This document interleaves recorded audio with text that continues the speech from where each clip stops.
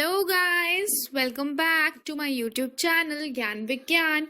Today I am going to take up a second part of sexual reproduction in flowering plants.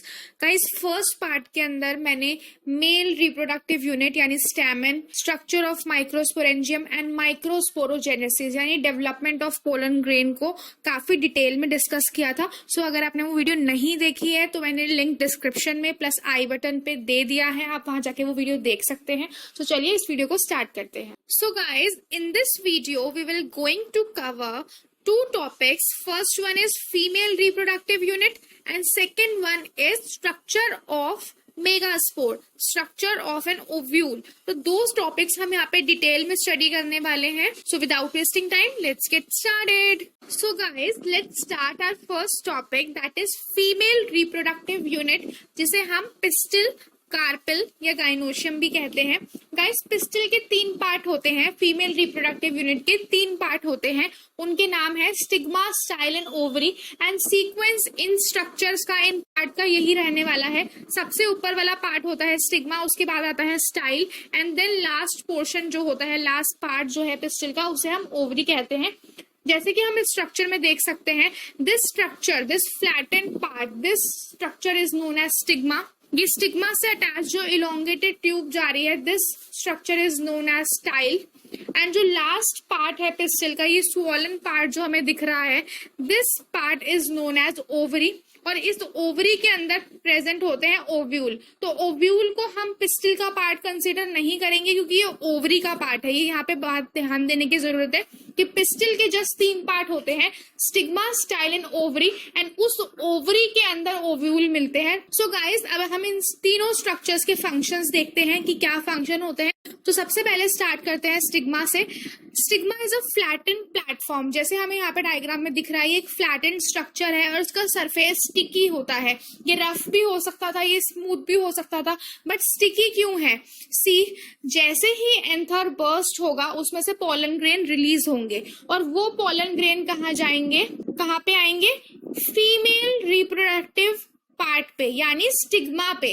Stigma एक flattened structure, एक sticky surface इसलिए ही है ताकि pollen grains जो pollination के through आ रहे हैं वो इजीली यहाँ पे आके स्टिक हो जाए. तो स्टिग्मा का फंक्शन क्या है? It receives pollen grain. Now come to the style.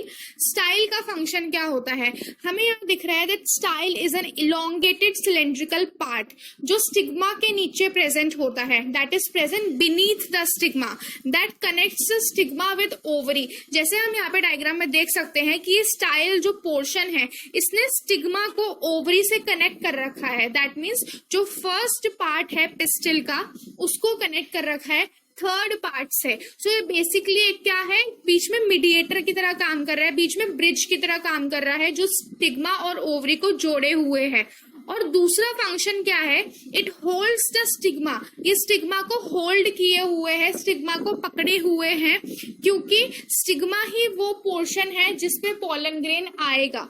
और जैसे ही पोलन ग्रेन आएगा तभी पोलन ट्यूब जर्मिनेट होगी, तभी फर्टिलाइजेशन और पोस्ट फर्टिलाइजेशन इवेंट्स हो पाएंगे. इसीलिए सेक्सुअल रिप्रोडक्शन को फैसिलिटेट कराने के लिए स्टिग्मा पे पोलन ग्रेन आने बहुत जरूरी है.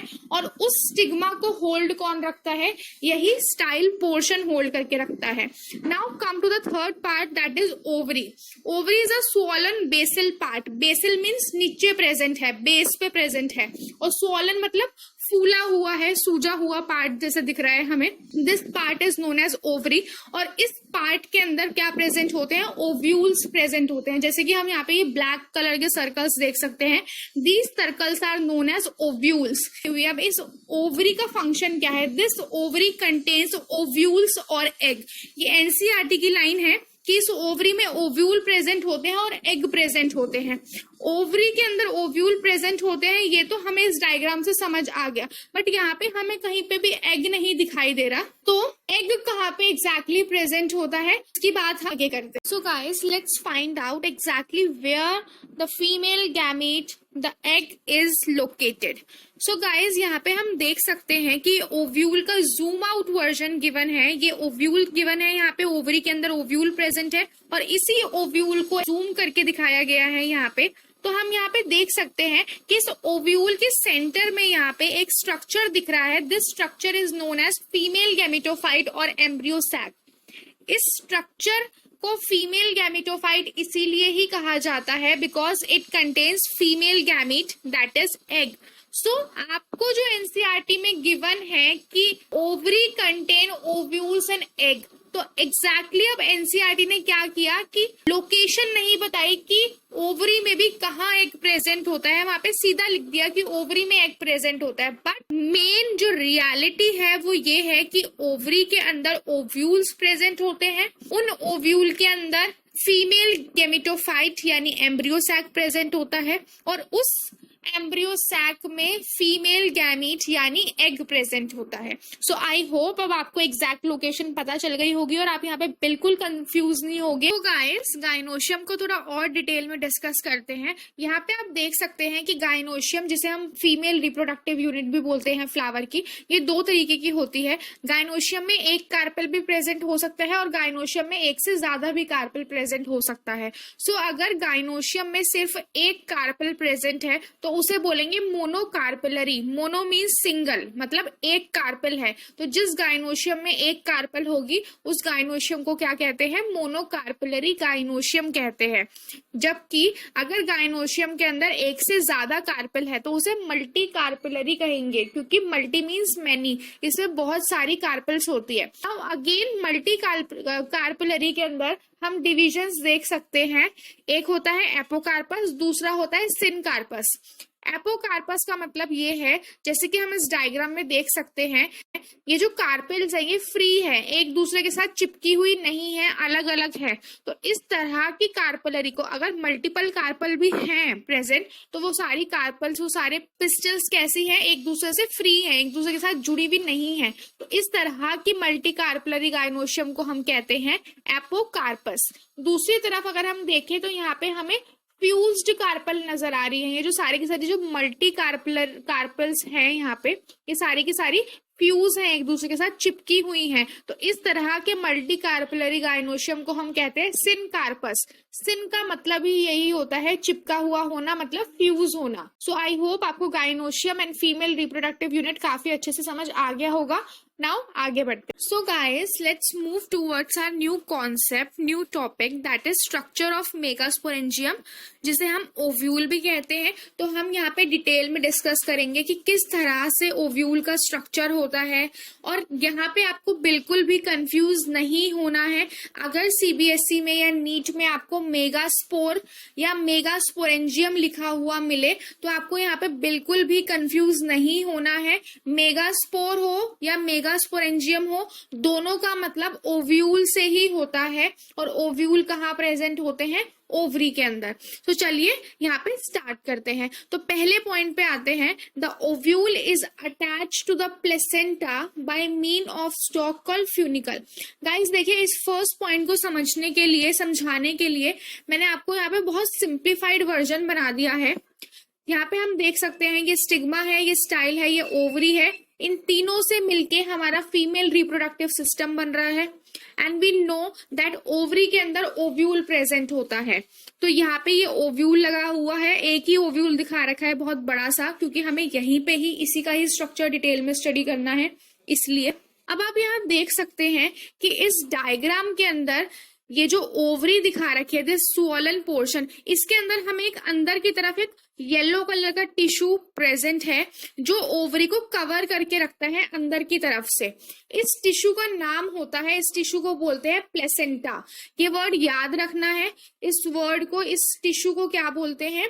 प्लेसेंटा बोलते हैं, जो ओवरी को अंदर की तरफ से कवर करके रखता है।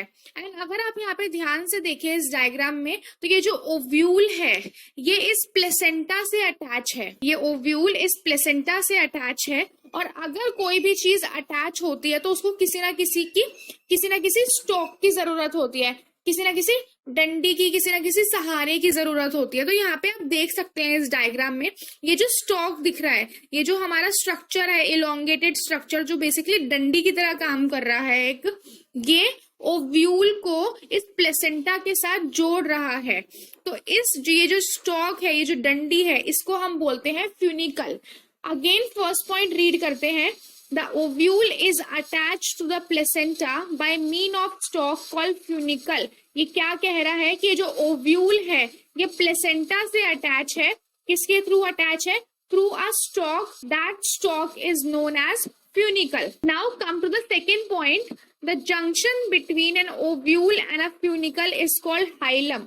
अब यहाँ पे आप ये चीज देख सकते हैं, यहाँ पे ये जो स्पेस है जो इस फ्यूनिकल, इस स्टॉक और इस ओव्यूल के बीच में प्रेजेंट है, इस जंक्शन को बोलते हैं, इस जगह को बोलते हैं हाइलम। ये है हमारा स्टॉक जिसे हम फ्यूनिकल बोल रहे थे, ये है हमारा ओव्यूल, और दोनों के बीच का जो जंक्शन है, दोनों के बीच का जो स्पेस है, दोनों के बीच की जो जगह है, उसको हम कह रहे हैं hilum. Now come to the third point. The ovule is surrounded by one or two protective layer और इंटेग्यूमेंट। यहाँ पे हम देख सकते हैं this is our ovule and इस ओव्यूल की तरफ यहाँ पे कुछ लेयर्स गिवन है, कुछ इंटेग्यूमेंट्स गिवन है। लेयर को ही हम इंटेग्यूमेंट कहते हैं, तो आपको यहाँ कंफ्यूज नहीं होना है। तो यहाँ पे हम देख सकते हैं कि 2 लेयर 3 लेयर प्रेजेंट है। तो 1 लेयर 2 लेयर यहाँ पे प्रोटेक्टिव लेयर्स प्रेजेंट होती है ओव्यूल को कवर करने के लिए।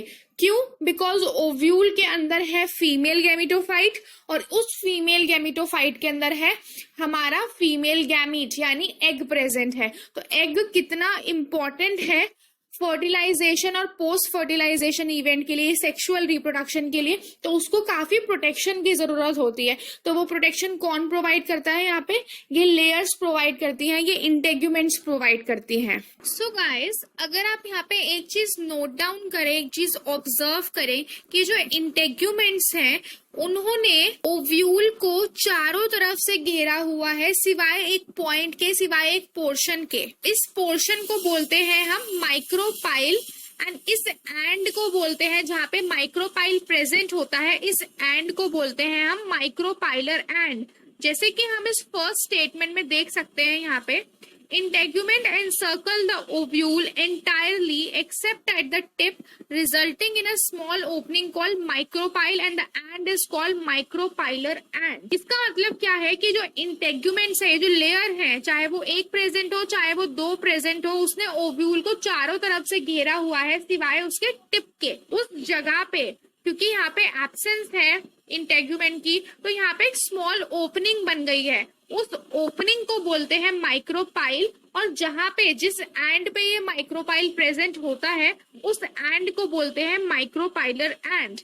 Now come to the second statement that says the basal part of ovule opposite to the micropyle is called chalazal and.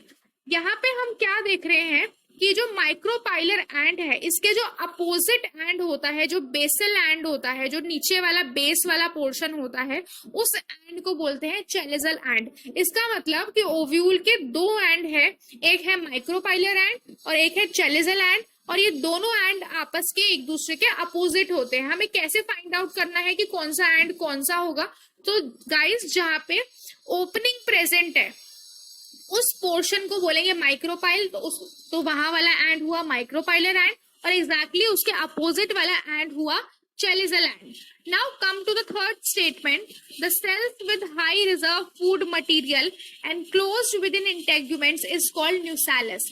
Guys, हम यहाँ पे देख सकते हैं कि इन इंटेग्यूमेंट्स से एनक्लोज्ड एक यहाँ पे कुछ सेल्स प्रेजेंट है। ये सेल्स क्या करते हैं? इन सेल्स में फूड रिजर्व होता है और इन सेल्स का नाम है, एक स्पेशल नाम गिवन है इन सेल को। इन सेल को हम न्यूसैलस बोलते हैं। क्या बोलते हैं? इन सेल को न्यूसैलस बोलते हैं। तो ये इंटेग्यूमेंट से चारों तरफ से घिरे हुए होते हैं ये न्यूसैलस सेल, और इनका काम क्या होता है? ये फूड को रिजर्व करके रखते हैं। नाउ अब इन न्यूसैलस सेल्स के बीच में आपको एक स्ट्रक्चर दिख रहा है। This structure is known as female gametophyte, या जिसे हम एम्ब्रियो सैक भी कहते हैं। तो ये कहाँ लोकेटेड होता है? न्यूसैलस के बीच में लोकेटेड होता है, और न्यूसैलस कहाँ पे है? बेसिकली ओव्यूल के अंदर है। एंड गाइस, अगर इस तरह का स्ट्रक्चर आ जाए, जैसे कि आप इस डायग्राम में देख सकते हैं, यहाँ पे जस्ट इस स्ट्रक्चर को घुमा दिया है, बट आपको यहाँ कंफ्यूज नहीं होना है। यहाँ पे आपको माइक्रोपाइलर और चेलेजल एंड खुद से पता लगाना है। मैंने आपको ट्रिक बता दी है कि जहाँ पे ओपनिंग प्रेजेंट है उस ओपनिंग वाला एंड को बोलेंगे माइक्रोपाइलर एंड, और उसके एग्जैक्टली अपोजिट एंड को बोलेंगे चेलेजल एंड। बाकी सारी चीजें कांस्टेंट रहेगी, बस आपको यहाँ पे एंड का ध्यान रखना है। हो सकता है कभी कभी नीट के अंदर लेबलिंग करने वाले क्वेश्चन भी आ जाते हैं, तो आपको पता होना चाहिए कि कौन से एंड को माइक्रोपाइलर एंड और कौन से एंड को चेलेजल एंड कहते हैं। सो गाइज, आई होप आपको ये कॉन्सेप्ट समझ आया होगा। अगर आपको ये कॉन्सेप्ट समझ आया है, वीडियो अच्छी लगी है, तो प्लीज वीडियो को लाइक कीजिए, अपने फ्रेंड्स के साथ शेयर कीजिए एंड सब्सक्राइब कीजिए ज्ञान विज्ञान को।